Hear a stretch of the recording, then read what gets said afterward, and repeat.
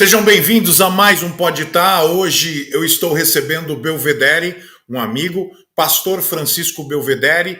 Ele é pastor da Igreja Metodista desde 2009, bacharel em teologia pela Universidade Metodista de São Paulo, professor de História do Cristianismo, Teologia Sistemática, Teologia Contemporânea, Movimentos Religiosos Contemporâneos, no Centro Metodista de Ensino e Treinamento. Atualmente, ele é um dos pastores da Igreja Metodista Central de Bandeirantes, Paraná. É um prazer receber você, Belvedere. Seja bem-vindo. Oi, pastor Alexandre. Muito prazer estar com você aqui, né, companheiro aí de pesquisas, jornadas, discussões aí. Obrigado pelo convite, é uma alegria muito grande poder estar aqui. Bom, é um prazer ter você aqui, Belvedere, é um prazer mesmo, e eu tenho certeza que o nosso Pode Tá vai ser uma bênção para muita gente. Eu sempre começo pedindo o testemunho do pessoal. Diz para mim, você sempre foi de família cristã? A minha história é um pouco longa, mas eu vou tentar resumir um pouquinho aqui. Meu pai nasceu em berço adventista do sétimo dia. Meus avós se tornaram adventistas em 1926. O meu pai, em um determinado ponto da vida dele, ele saiu da igreja. E a minha mãe, ela era católica não praticante, né? Católica como a maioria dos brasileiros se identificam, né? Como católico não praticante, né? Ia na igreja esporadicamente, né? Mas o meu pai sempre me levou na igreja adventista, eu sempre gostava de ir na escola sabatina. E quando a gente mudou para o sul, eu sou natural de Maceió, meu pai era argentino, minha mãe era pernambucana. Quando a gente se mudou para o sul, nos mudamos para Curitiba, por estar próximo de umas primas minhas, filhas de um tio meu que era missionário e pastor adventista, eu me aproximei mais da igreja, né, na qual eu comecei, na verdade, eu frequentava apenas a escola sabatina, né, quando criança e tal, já nessa fase da entrada da adolescência, aí eu de fato fui a fundo. E eu acreditei, eu abracei mesmo a ideia de que a Igreja Adventista do Sétimo Dia era a igreja verdadeira, a religião verdadeira, toda essa ideia. Um dos meus tios, irmão do meu pai, os irmãos do meu pai, ele se chamava Daniel Belvedere. Eu digo se chamava porque faleceu há alguns meses atrás. E ele era um pastor adventista muito famoso aqui na América Latina mesmo. Se a gente for comparar com o meio evangélico, a gente pode dizer que ele era tipo de um Billy Graham adventista. Ele tinha um trabalho muito ativo de pregação, ele pregava em tendas, sabe? Armavam tendas de pregação ao ar livre, ele pintava.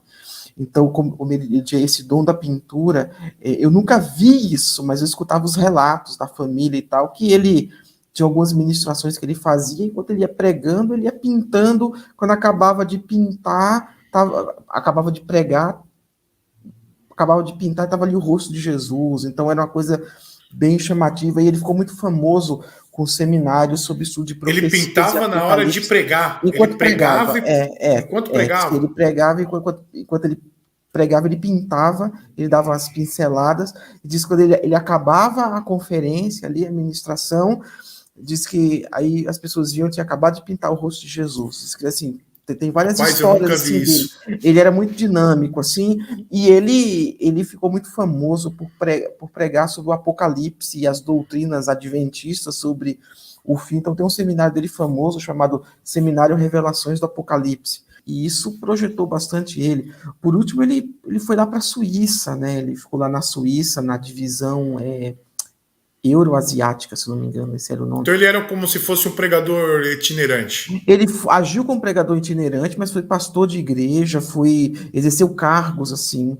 Então ele foi muito, muito famoso, principalmente aqui na América Latina, né? Ele morou aqui no Brasil, um bom tempo em Brasília, depois voltou para a Argentina, foi para a Suíça, voltou para a Argentina. Então ele assim, tem toda uma trajetória, tem até um livro sobre ele, Agora eu esqueci o nome do livro, mas tem um livro em espanhol falando sobre a trajetória do ministério dele. Tem até, se eu não me engano, acho que tem até em alguns sites aí, alguns trechos desse livro aí. E então, foi o seguinte, na minha adolescência, eu, ansioso, então, por me batizar, naquela que eu acreditava ser a única e verdadeira igreja, porque assim eu estava aprendendo, assim eu cria, eu tinha a referência da minha família, né? Embora o meu pai não estivesse firme na igreja, a família dele, sim, a maioria da família. Dos filhos da minha avó, ainda restou uma tia minha, que está com 95 anos. Ela é ativa na igreja, ainda até uns 2, 3 anos atrás, estava pregando na igreja adventista, lá na Argentina. Então, eu tenho esse lado um adventismo bem intenso do lado da família do meu pai. Né? Um pessoal bem fervoroso, bem envolvido. Né? Até hoje eles são? Até hoje, inclusive, as minhas primas que moram em Curitiba, o tio delas, que eu não conheci, não, o tio delas não, desculpa, o meu tio, pai delas, que faleceu num acidente de carro em 74, eu nasci em 82, não cheguei a conhecer, umas primas muito queridas minhas, não tive irmãs, elas são como se fossem, né? Elas são muito envolvidas e tal, né? Inclusive, elas foram, na verdade, a referência que eu tive lá em Curitiba para tá firme lá na igreja. E foi então que eu comecei a ter contato com Ellen White, com todo esse tipo de coisa, esse lado do adventismo que eu nunca tinha me atentado quando criança na escola sabatina, né? Como criança, como juvenil, nessa fase de adolescente aí, eu fui ter fase com essa coisa mais séria e eu sempre li muito a Bíblia. Eu aprendi com meu pai desde cedo a ler a Bíblia, e eu sempre li muito a Bíblia, sempre aprofundei. Então, tudo que fosse falar de Bíblia, de doutrina cristã, sempre me interessou. E foi aí onde começou a minha jornada, e eu, por várias vezes, eu quis me batizar. E o meu pai sempre disse para mim, meu filho, espera mais um pouco. Espera mais um pouco. Até que em algumas conversas mais sérias, ele me disse o seguinte: eu nasci numa família adventista, num lar adventista. Isso foi a única coisa que eu conheci. Você tem a opção de conhecer outras coisas e fazer uma opção, fazer uma escolha. Isso coincidiu com um período que eu questionava já algumas coisas dentro do adventismo. Como eu falei que eu lia muito a Bíblia. Então, para mim, as coisas tinham que estar na Bíblia. E aí, por exemplo, carne de porco, carne de camarão, os chamados alimentos imundos. A igreja adventista, ela prega a abstinência desses alimentos, que as leis de Levíticos 11 permanecem válidas, permanecem uma exigência para os cristãos também. Eu já tinha lido Atos capítulo 10 várias vezes, e estava muito claro a mensagem que Pedro recebe mata e come, e ele viu todos os animais, e não chames tu comum o que Deus purificou. Depois, mais para frente, eu fui descobrir outros textos que corroboram ainda mais essa abolição desse princípio. Eu comecei a comer carne de porco tranquilamente. Tranquilamente. Mas e o pessoal não falava nada? Não, as pessoas não viam. Tá. Mas eu comecei a comer tranquilamente. Detalhe, eu não cheguei a me batizar, ok? Mas eu considerava, tamanha era a minha consideração como adventista, que eu cheguei a pegar carta com pastor na igreja, para não comparecer em atividades na escola dia de sábado. Entendi. Tá? Só para ter uma ideia. Tá?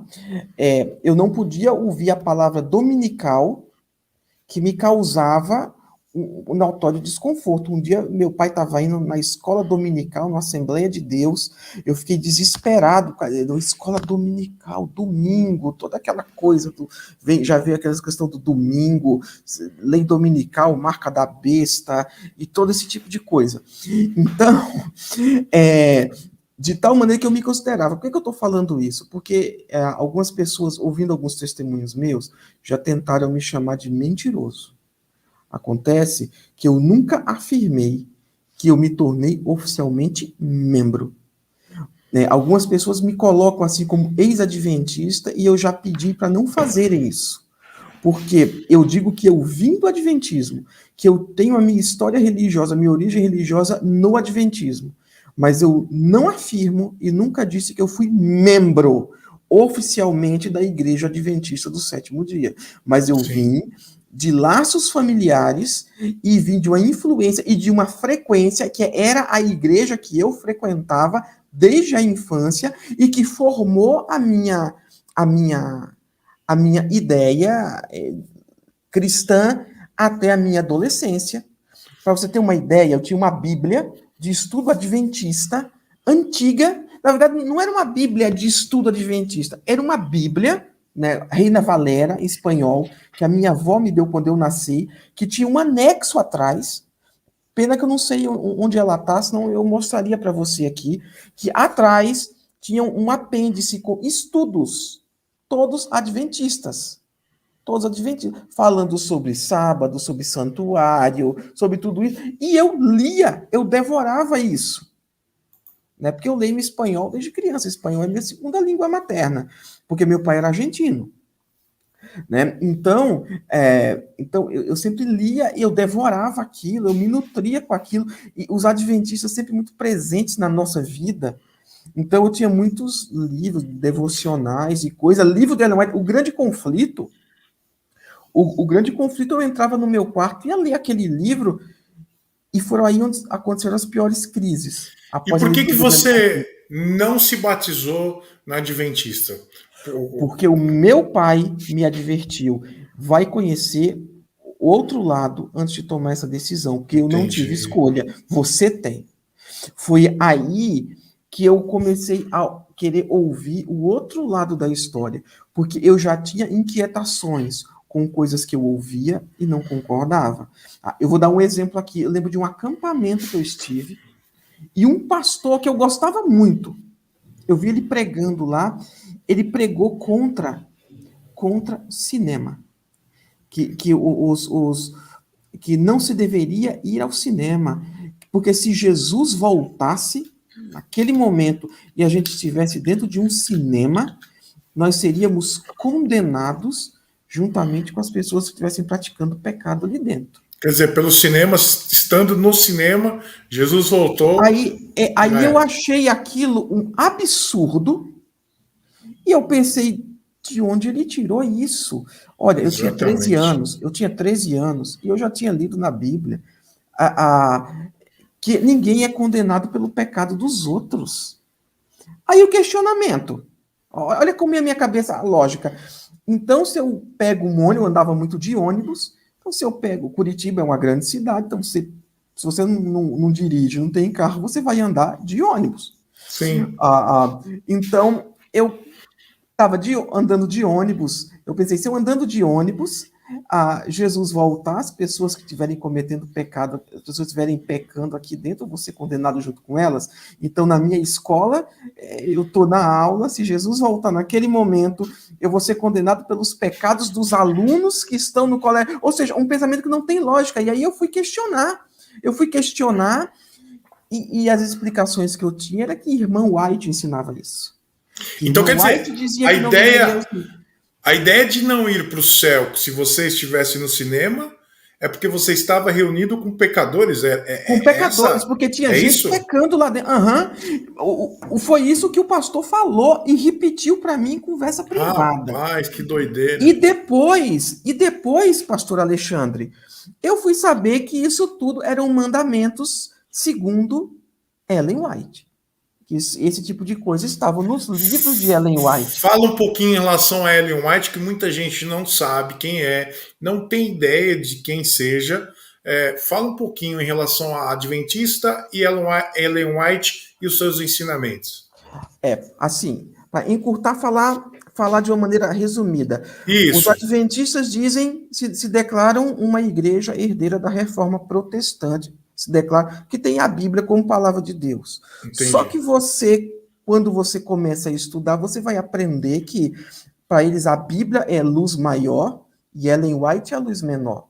Você interpreta a Bíblia à luz de Ellen White. Isso, para mim, não difere em nada do que a Igreja Católica Romana faz com Sim, a tradição. Você sim. interpreta a Corpo Escritura governante. à luz da tradição. O corpo governante, que foi o outro lado da minha história, porque nesse período eu me envolvi com testemunhas de Jeová também. Eu vou falar um pouco disso aqui. Se der Legal. tempo, se puder, eu quero falar um pouco Ah, disso claro. também. Aqui você A, pode falar o que você quiser. então você interpreta a Bíblia à luz dos escritos de Ellen, ou seja, se Ellen White escreveu alguma coisa sobre aquele assunto, aquela interpretação que vai valer.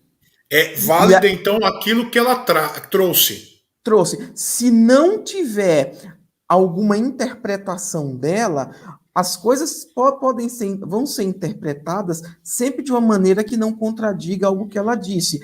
Então, no discurso, ela não é colocada em pé de igualdade com a Bíblia, mas na prática é como se fosse uma continuidade dos livros canônicos. Tanto é que no batismo a pessoa declara que acredita em Ellen White como sendo um espírito de profecia, a manifestação do espírito de profecia, nos dias de hoje, que marca a igreja remanescente, e no Nisto Cremos é dito que nega-se que os graus de inspiração dos escritos de Ellen White sejam inferiores aos da Bíblia.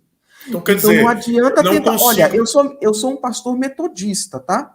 Na igreja metodista, nós temos a seguinte orientação doutrinária, só para pontuar: a Sim, Bíblia, a regra de fé e prática, em seguida, o credo apostólico, em seguida, os 25 artigos de religião do metodismo histórico.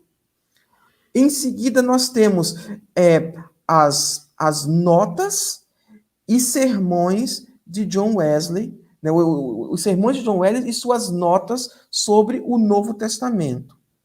Só que, sim. assim, a Bíblia é a palavra de Deus, o credo apostólico é um resumo da fé cristã, os 25 artigos de religião é nossa identidade denominacional, e os escritos de John Wesley não têm esse peso, né? Não é considerado, ele não é considerado infalível, não é considerado que ele escreveu aquilo ali porque foi um profeta dos dias.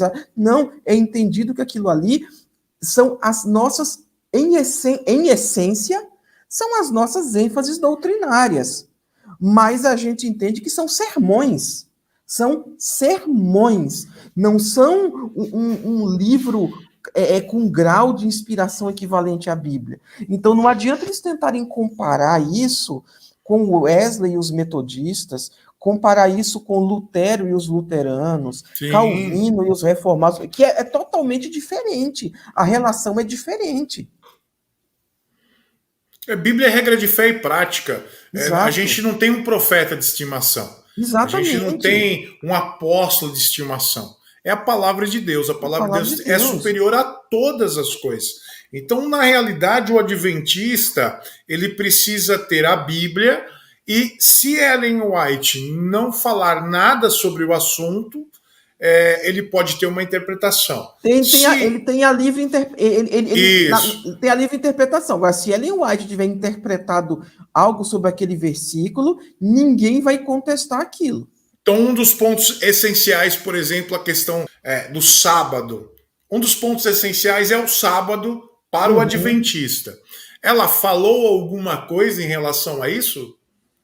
Sim, é aí quando eu vou chegar. O grande conflito. Quando eu li o grande conflito, foi que causou o meu grande conflito. Certo. Porque eu fiquei sem paz. Aquilo tirou a minha paz ler aquele livro. Eu lembro que eu tinha lá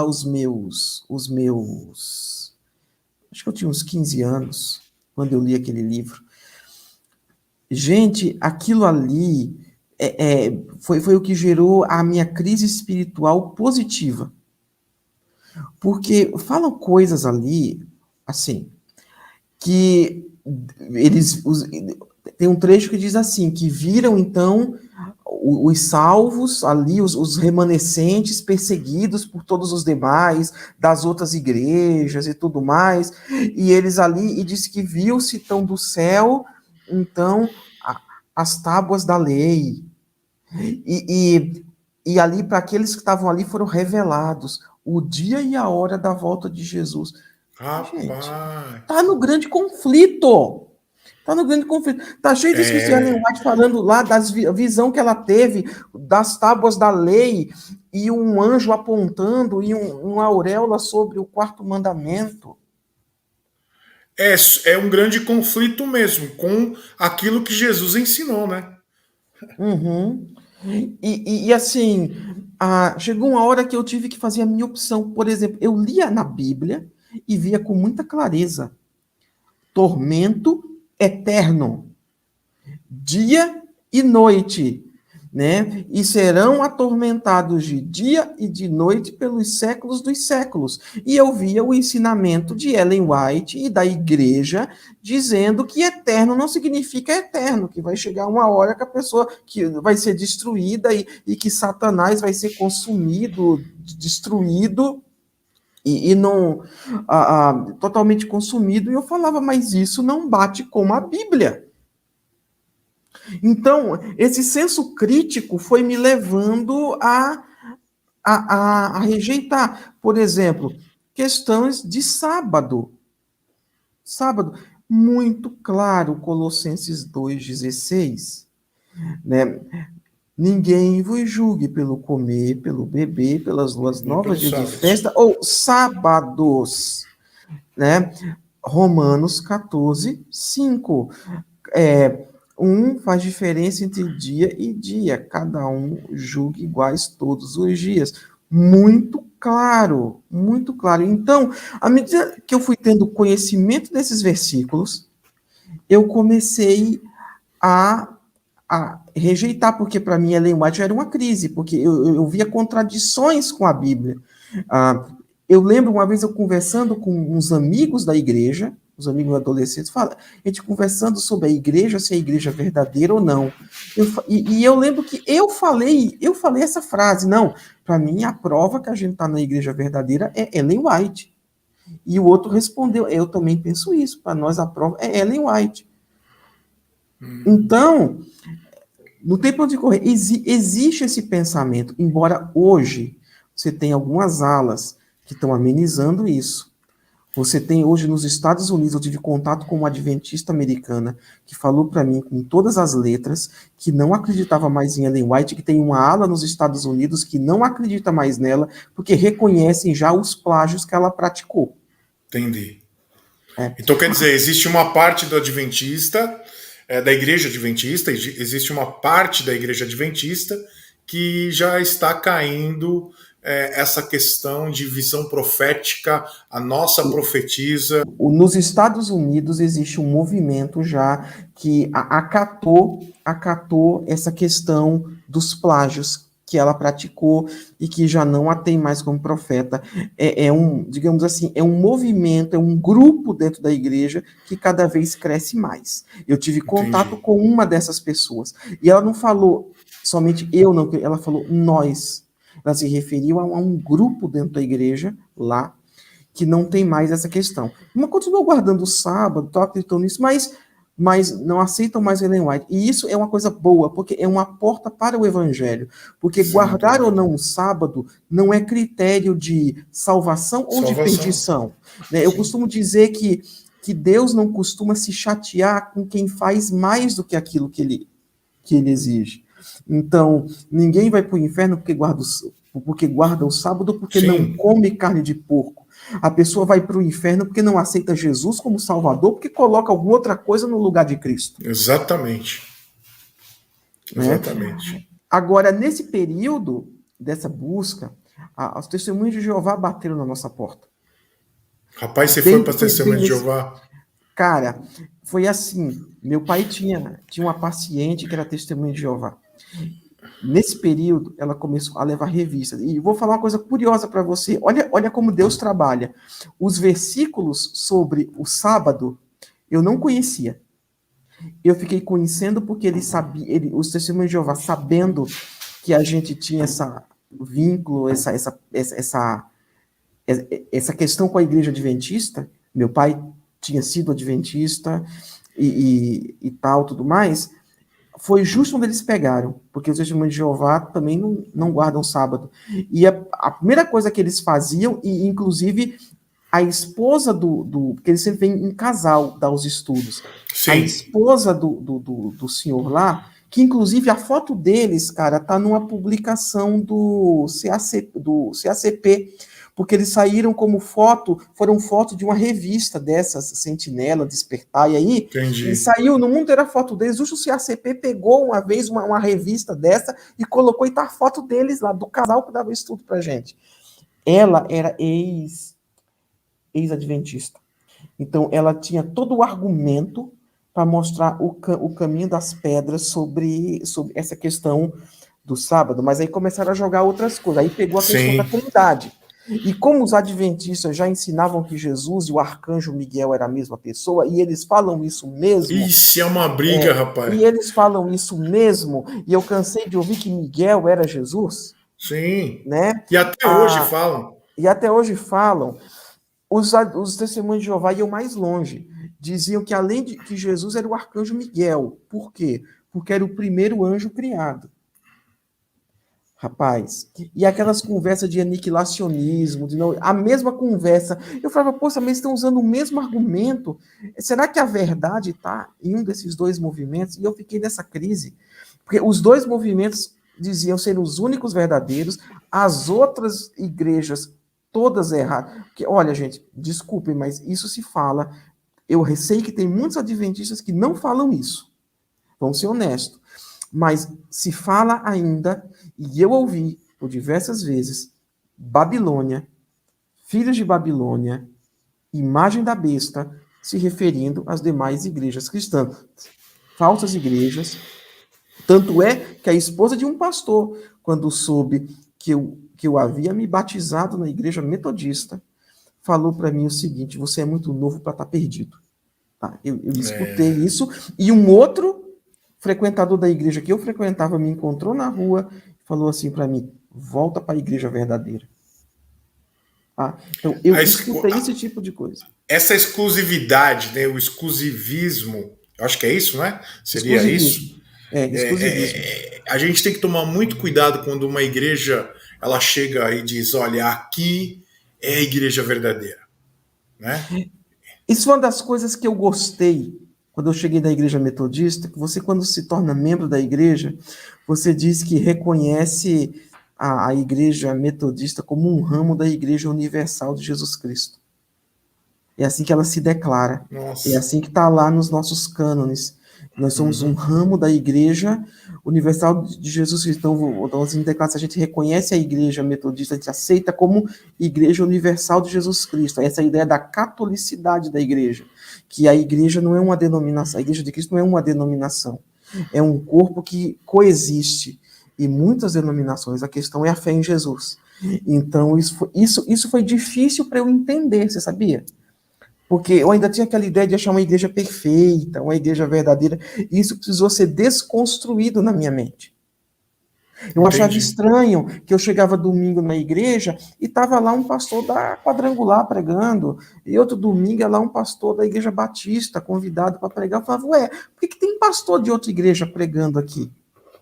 Sabe? Eu achava estranho isso.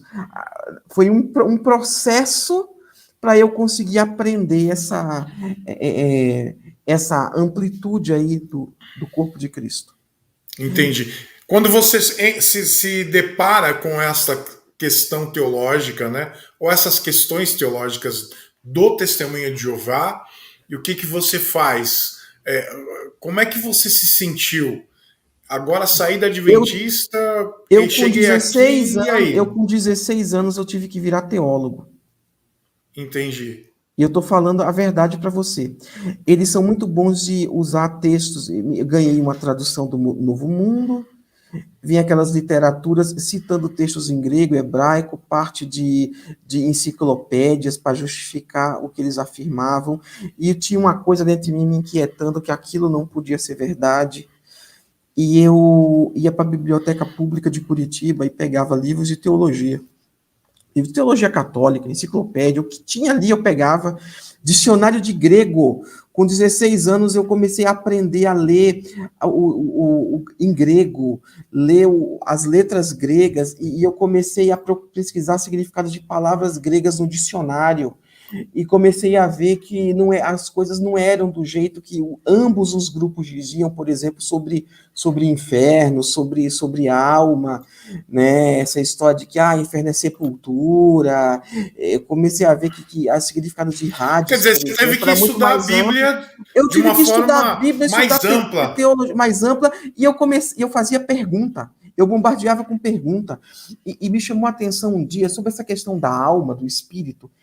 Eu levantei alguns questionamentos, e eu lembro, né, do casal que nos instruía, não tendo como responder, pegou um livro azul, assim, grande, assim, uma coleção, assim, que eles tinham ali, com temas, e aí ele pegou aquele livro azul, de capa dura, um azul clarinho, abriu, leu uma resposta para mim que dizia o seguinte, que o espírito, né, era um vento e tal. Em seguida falava o seguinte, assim como os anjos são espíritos, são criaturas pneumáticas. Aí eu questionei.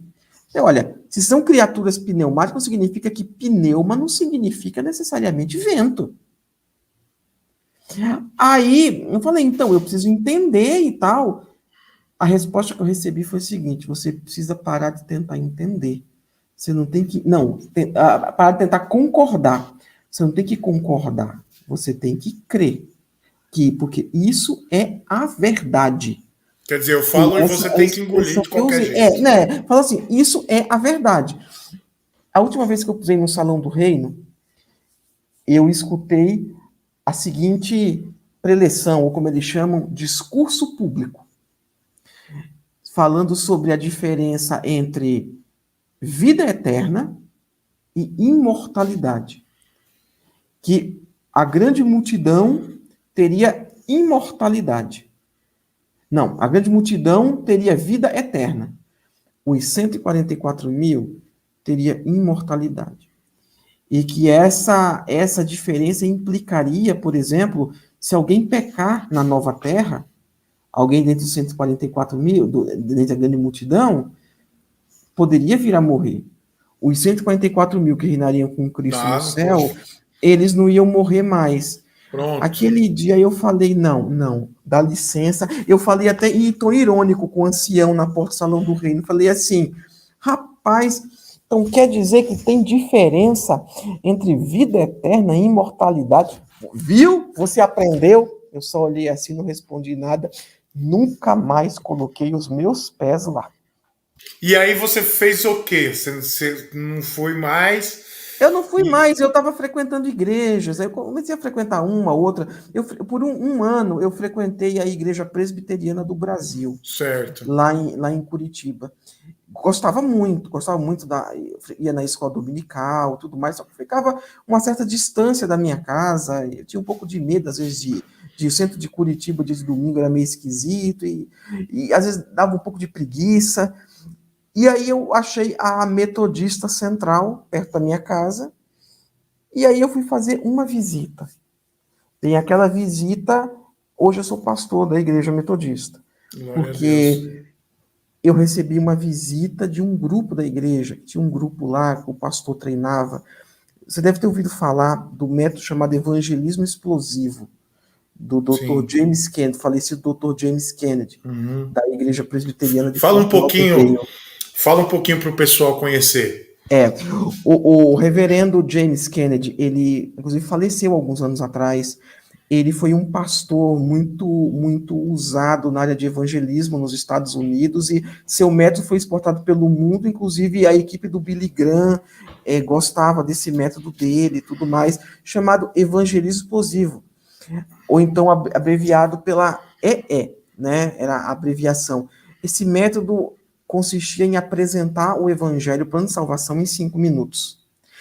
E de lá, o pastor Kennedy, ele assumiu aquela igreja com 17 membros. Quando ele faleceu, era uma grande, mas muito grande igreja, e ele conseguiu fazer a igreja crescer com esse método de evangelismo pessoal. E lá na igreja, o pastor trabalhava com isso e estava treinando um grupo. E aí eu cheguei na igreja, eu deixei o meu nome com a diaconia, e eles me ligaram para fazer uma visita. Eu falo que foi a visita que mudou minha vida. Porque ali eu conhecia muito de Bíblia, de versículos, mas eu não conhecia o Evangelho. Mesmo frequentando igrejas evangélicas, eu não tinha entendido o Evangelho ainda. Então, Você tinha teoria, não tinha prática, vamos dizer assim. Não, eu conhecia várias boas igrejas que eu frequentei. Muitas igrejas muito boas, bíblicas, ortodoxas. Só que, inclusive, eu lembro, na presbiteriana, uma vez uma moça perguntou para mim, você já aceitou Jesus? Eu não sabia o que era aceitar Jesus. Eu falei, sim, e passou batido. Talvez se eu tivesse parado para perguntar o que ela queria dizer com aquilo, eu tivesse sido salvo ali, mas me passou batido. Porque para mim aceitar Jesus era você saber quem era Jesus e mais nada. Ali eu fui confrontado e me falaram, olha, você pode receber a vida eterna agora. E o meu senso questionador, com toda a minha experiência que eu tinha tido anterior, seria para eu não aceitar isso. Falei, como? Mas pode. E abriram para mim a Bíblia dizendo assim, ó, quem crê no Filho tem a vida eterna, mas passou da morte para a vida. Ali eu entendi o que era salvação pela fé. E ali eu orei, recebi Jesus como Senhor e Salvador. E ali a minha vida foi totalmente transformada. Ali foi meu antes e depois. A partir daquele momento eu passei a ter certeza de salvação, convicção da salvação, que a minha salvação não depende da igreja que eu sou membro, que a minha salvação não depende, né, necessariamente do segmento da denominação, mas depende da minha fé em Jesus Cristo como Senhor, Salvador, que pagou meus pecados na cruz, que ressuscitou dos mortos e é a única porta de entrada no céu. É isso que eu entendi naquele momento, que é a fé salvadora, que é isso que a Bíblia ensina. Amém. E essa fé salvadora mudou minha vida. Amém.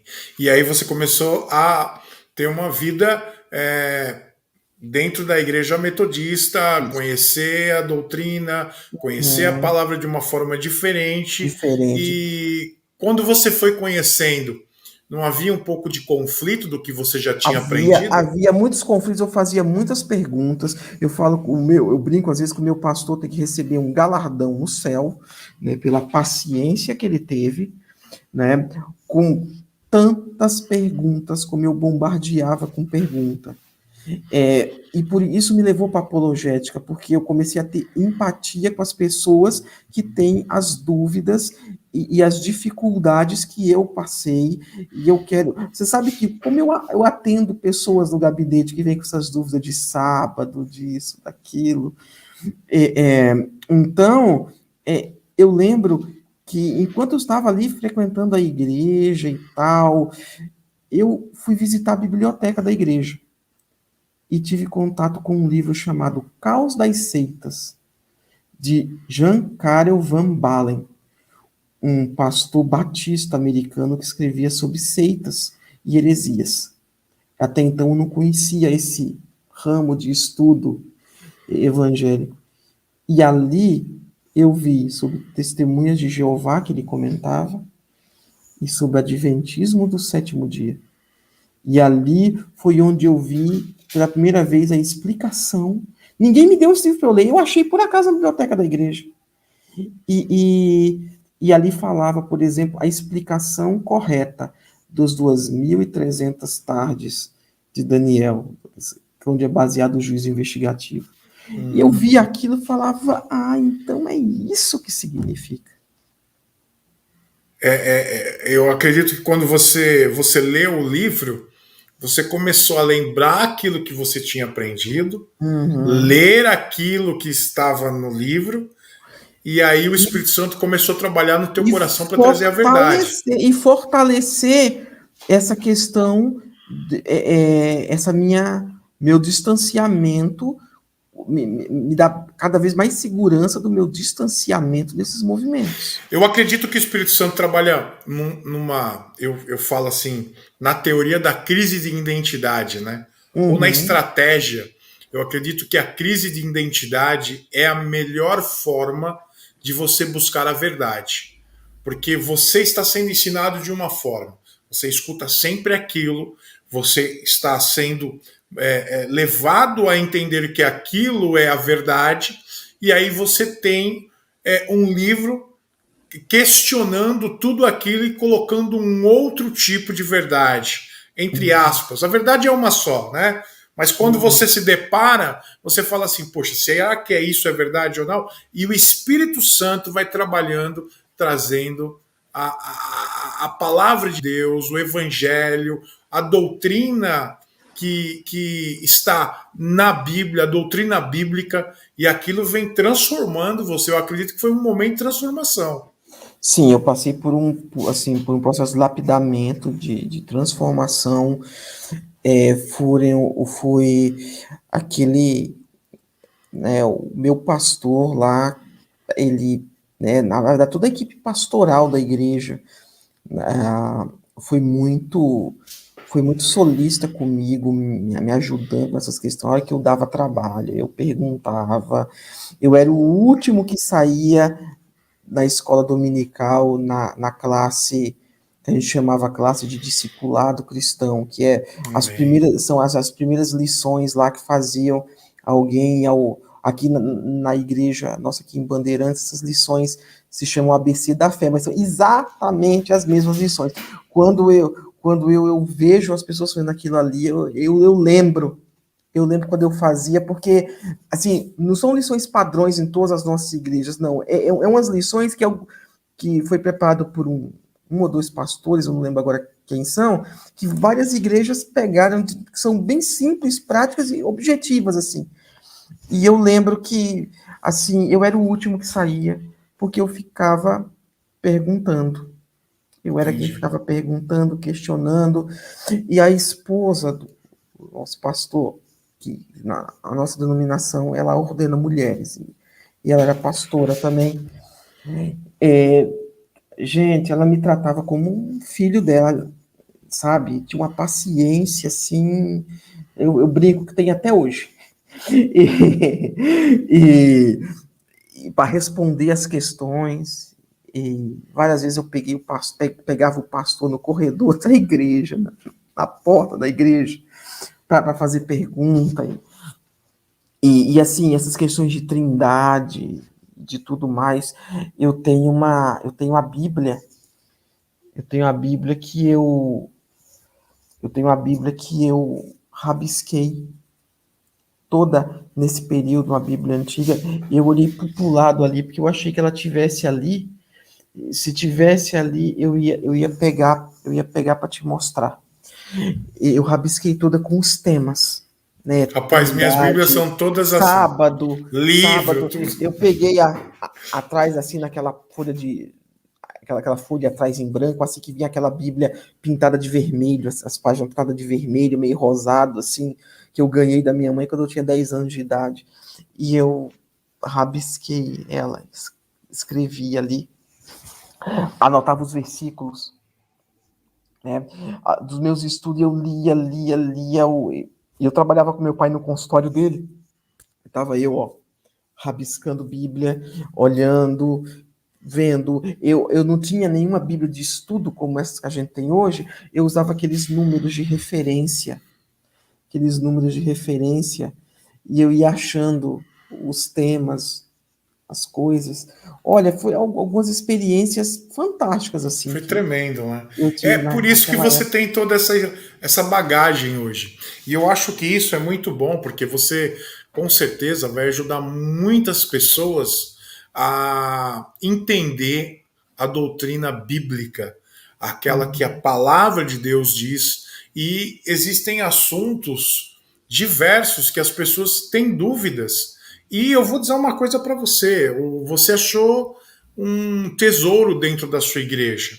Um pastor que conseguiu entender as suas dúvidas, te abraçou nessa questão e foi ensinando todas as coisas, porque hoje em dia, não vou dizer que é difícil, mas muitos pastores não têm esta paciência.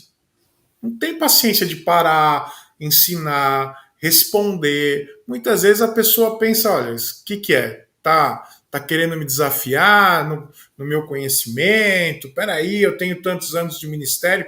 Foi muito legal você achar alguém que estava pastoreando e tinha o amor no ensino, o amor em ensinar. E, Foi e, e eu, bom demais e eu para falo para você você. uma coisa, eu lamento que hoje pastores que se dedicam a doutrinar são raros, Verdade, infelizmente, verdade. porque é pela falta de doutrinamento que muitas pessoas saem das igrejas. Se vou te disser quantos ex-evangélicos eu conheci na igreja adventista e no meio dos testemunhas de Jeová, não foram poucos, tá? Ex-batistas, ex-presbiterianos, né? Ex-quadrangular,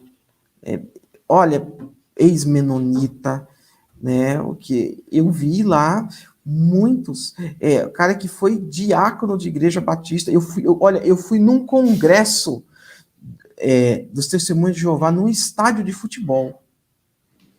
E lá tinha um testemunho lá de um ex-diácono de uma igreja batista que tinha sido convertido a, como testemunho de Jeová. Agora, eu falo, por quê? Por quê? Porque pessoas que não conhecem a doutrina da própria denominação. Eu não estou aqui defendendo a doutrina da denominação A, B ou C, não. Eu estou falando a doutrina, cada um ensina na sua denominação, a sua doutrina, mas existe uma coisa que é muito maior que isso, que é a doutrina evangélica, a Sim, doutrina cristã, a doutrina que está no evangelho. Como que alguém é salvo? Quem de fato é Jesus? Quando as pessoas não têm clareza disso, alguém vai chegar e ensinar contra a Trindade, a pessoa vai crer. Alguém vai ensinar um outro meio de salvação, que não unicamente a fé em Jesus Cristo, a pessoa vai acreditar em juízo investigativo, vai acreditar em, sabe, em você ter que pertencer à organização verdadeira, como assim a torre de vigia se declara, e assim vai por outros caminhos. Por quê?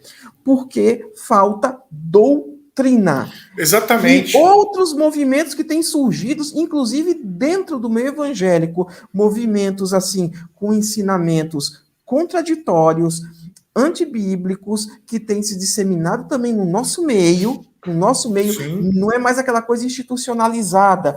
Eles desenvolvem um ensinamento, saem e formam um grupo lá. Agora a coisa está dentro. Isso é um alerta. Os pastores que estão me ouvindo aqui, meu colega, eu sou pastor fazem 12 anos. Eu fui de fato ordenado ao ministério no ano de 2011, em dezembro de 2011. Dezembro desse ano vão fazer 10 anos que eu fui ordenado, mas pastoreio efetivamente, né, desde 2009, 2008 eu já era pastor acadêmico, que nós temos isso na Igreja Metodista quando a sim. gente está no último ano de teologia.